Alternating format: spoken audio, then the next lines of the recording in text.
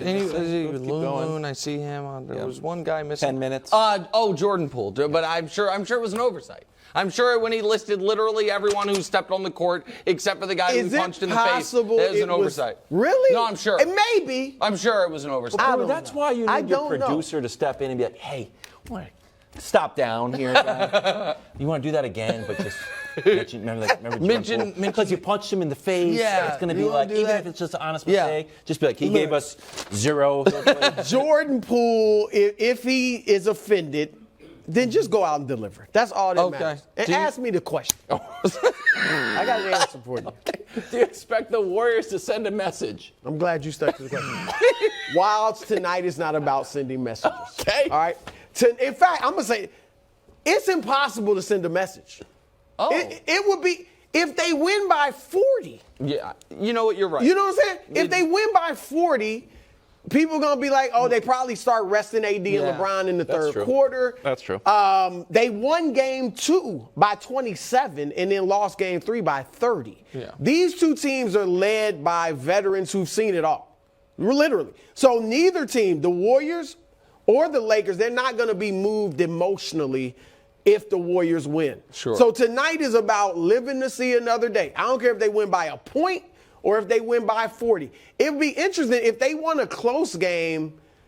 In some way, that might be better because they lost the two close games. The worst thing for the Lakers is having this be a game that's in the balance the entire way and the Lakers lose. It is so you play LeBron and AD. Exactly right. Or like quadruple overtime. Even if you have a chance to win, miss it on purpose. Well, and so play 5 more. So, listen, there's a lot of pressure on me here. Not really. We're just. No, I mean in picking the winner tonight. Oh, you're perfect. I mean, I'm 10 for 10 on Lakers picks this postseason. Oh, and he didn't know my playoff record. Yeah. All right.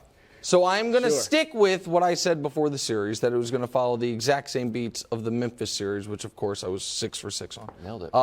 So I think the Warriors are going to win tonight.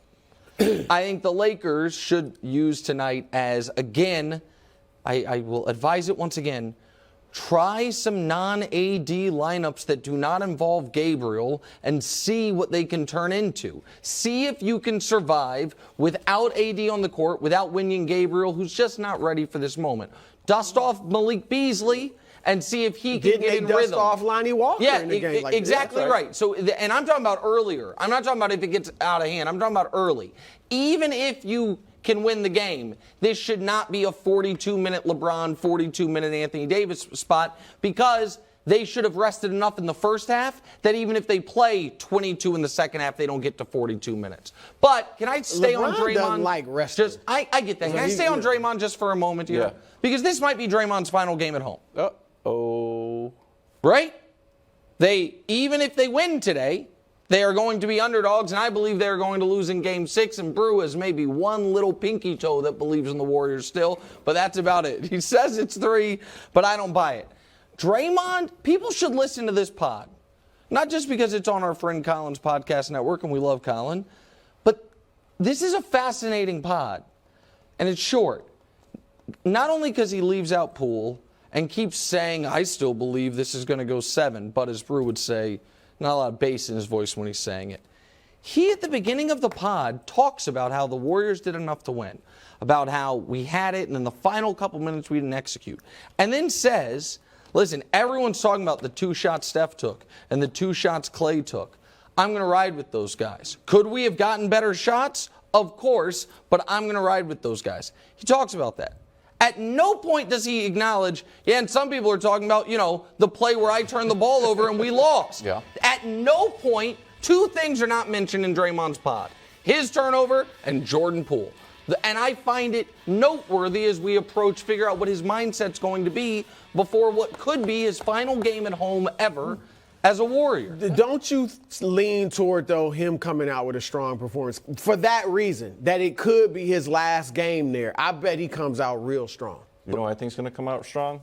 Although I have heard that maybe LeBron should rest the whole game on another network, which is, I think, not even go, I heard. Yes. Yeah. Load management during Game 5 of Round 2. It's unprecedented. I don't think that's going to happen. But here's what I think LeBron's going to do. Game 1 they won, and we saw historically the visiting team doesn't win Game 2. But LeBron said, you know what? Let me give it a shot early. Comes out in the first 19 minutes, scores 21 points. I could see him doing this again. Come out early, give it a shot, see where we're at, and be like, all right, you know what? Let's end this dynasty now. And that leads me to this quote from The Athletic, where Darvin Ham, it's Joan Buha kind of quoting Darvin Ham, as Ham keeps implying James still has more gas left in the tank that he's been conserving for later in the playoffs. Brew, maybe later comes right now. It feels like the media is far more concerned about LeBron's rest than he is when Darvin Ham is trying to take him out of the game, and he's like this, oh, yeah, you want me to come out? Sure. That was great. Right. Ready to go. He's ready to go. He could end this Warriors dynasty as we know it tonight. He could end it by the way he's been playing. Okay. When he went out there and had 21 first half points, were they leading at half? They were down 11, Wiles. They got blown to bits in that game. I mean, like, everybody is acting like LeBron is 30. Like, oh, that 51 piece is coming. That 40 piece is coming. First of all, they don't need that. Mm-hmm. He hasn't had a 30-point game in the playoffs, and they're 7-3 against the second-seeded team and the team that beat the third-seeded team. All right, so, and this notion that he's preserving himself, he took 25 shots in Game 4. He took 24 shots in Game 1. He's not as efficient. He's only shooting 44%, which is virtually unheard of for LeBron James.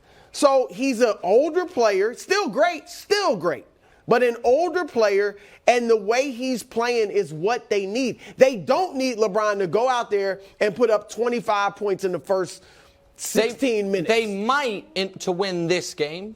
Because in the game you're talking about, Brew, he did a lot of that work in the first quarter, and they were up 7 after the first quarter of Game 2. It was the second quarter where it got away from them entirely, mostly on the defensive end, then continued into the third. I agree with Darvin Ham 1,000%.